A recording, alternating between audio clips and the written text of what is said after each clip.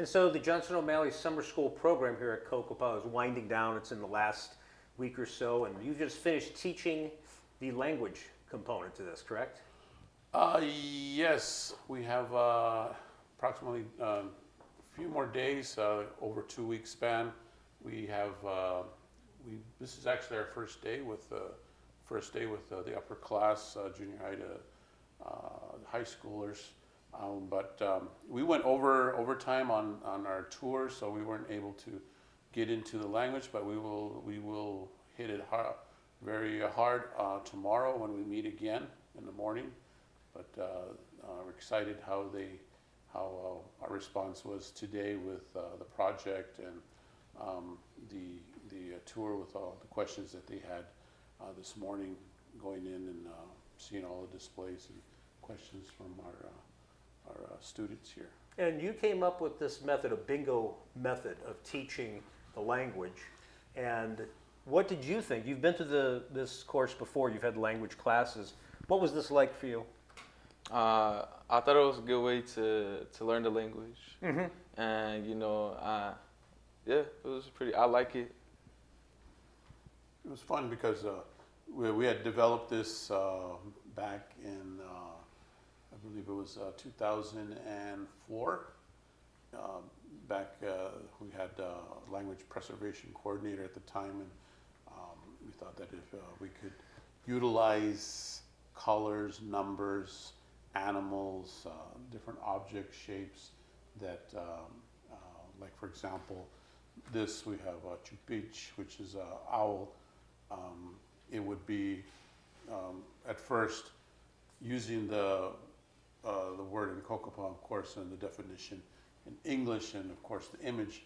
We would eventually eliminate the text so that after so long, the memory has to kick in for the student, so that they don't have to require anymore, because we anticipate that they memorize the word by the following session, and once the trigger would be the image itself, and hopefully the language would remain, and they would be able to tell us the next day or the next session if I just showed the picture only, and then the memory would kick in, and more or less by immersion, that would be able to recollect the word amongst other words that we're providing throughout the session that day. And for some of the students, this was their first time, and this was your first time. Yes. With the language class. What did you think of it?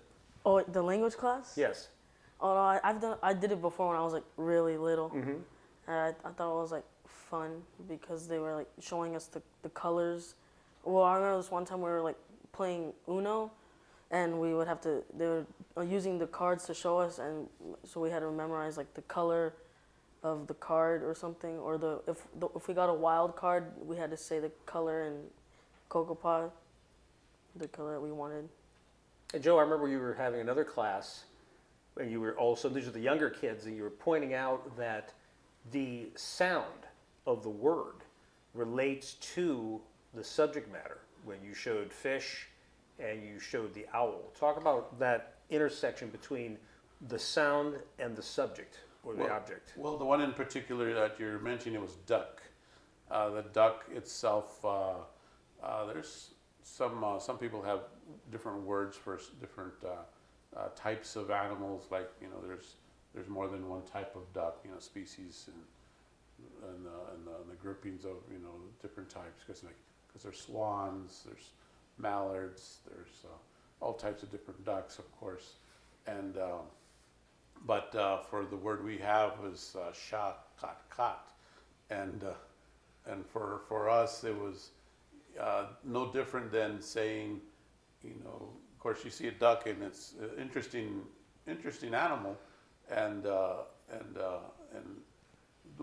sound that it makes is, for us in English, English speaking world, we have quack quack. That's the sound a duck makes, and for anybody that's grown up in the U.S. and or spent enough time here, you hear quack quack, you you associate that with a duck. It doesn't matter what kind, it's a duck. And for us, it's the same thing, using that sound, but we have a different version to it. We don't say quack, quack. We don't have that sound in Cocopah, but we have cot, cot, which is like our quack, quack equivalent to quack, quack in English. So Shah being bird, so it's technically a type of bird, and this is a special bird because he walks, he flies, he swims, and he floats. So that's quite an achievement for one animal, because not all animals can fly, not all animals can swim, not all animals can float, and not all animals can walk. So duck is a very unique animal, and he's got a cute name because he's now called Shah Cot Cot, so like the bird that quack quacks. So that's the relation we use in that, and kids, they remember that quite easily, and it's quicker to remember for them to use that. Oh, what does a duck sound make? What does he make? And then it makes it easy for them to remember the word. What's the easiest part and the hardest part for you as you've been taking these classes? The hardest part is remembering the bigger words, longer words. It could be like with an owl. An owl is like three-letter word, but in Cocopah it's really long. And I think the easiest is the smaller words. And I like the way that they did with the game, with the bingo, or like how Ayven was saying with the Uno. I remember playing the Uno one, and yeah. Was it easier to learn it when you were younger, or is it easier now that you're going to more complex words? I think it's more easier that I'm going more complex. Where you're at right now? Yeah, where I'm at now. And what about with this, Joe? How is that said, pronounced, and what does that mean?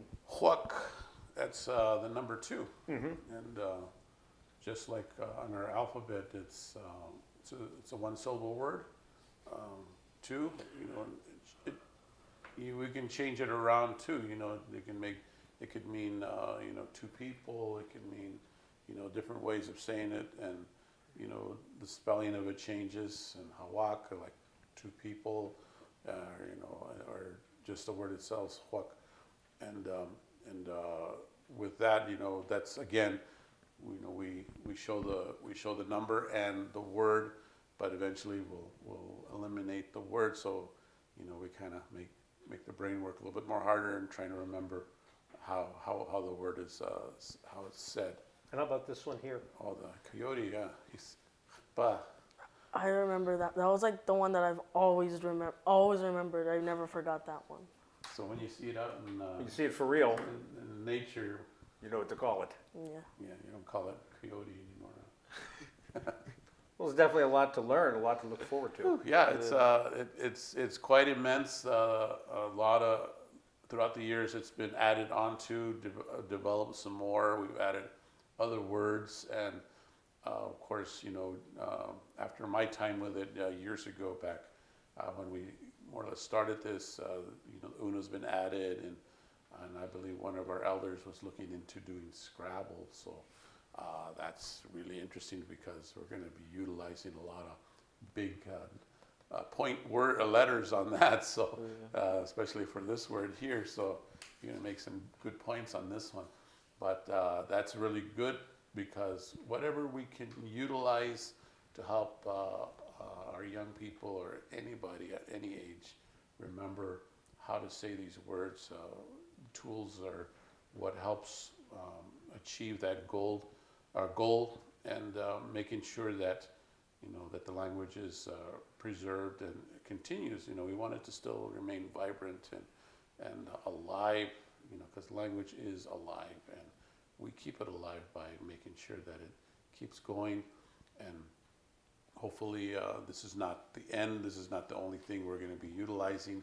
We hope to continue on in other aspects of the language, and especially for our young people, if this is something they enjoy, maybe throughout the year we can continue it in with something else, maybe after school class or during the weekends, or other departments be able to break into that and add to what we're doing on this part, but keep it going, because it's hard if you don't hear it at home. You're gonna have a hard time learning it. If you can hear it at home, hear it wherever you're going, especially out here, listening to our elders speak, and now just anybody, would be great that our language continues on and not surviving, but vibrant and alive and continued on. So this is, what we have right now. There's probably other methods of being able to teach, and of course there's many methods, and each one is quite, just as useful.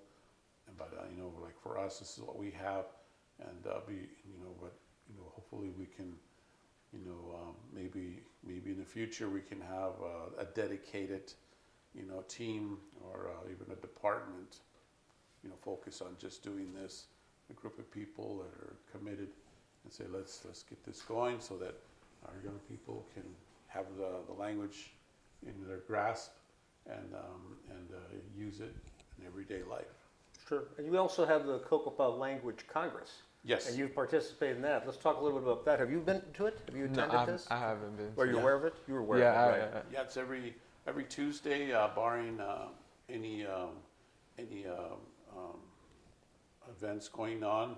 Every Tuesday, today, 5:30 to 6:30, a solid hour. We meet in this room, Arts and Crafts room at the Cultural Center, and for one solid hour, and we come together and we have several of our elders, and we have to have at least 3 to 4 elders to confirm a word. And of course, sometimes there's more than one word for a particular word that we're looking for, and that happens to language.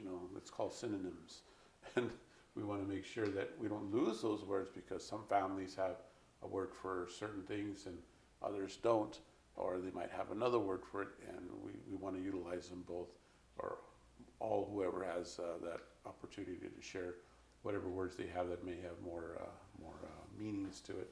But we meet here, and we go over, depends, 6 to a dozen words, and hash it out, talk about it. Maybe there's a story behind it, and we just try to get family words that relate. Say, for example, it's a kitchen.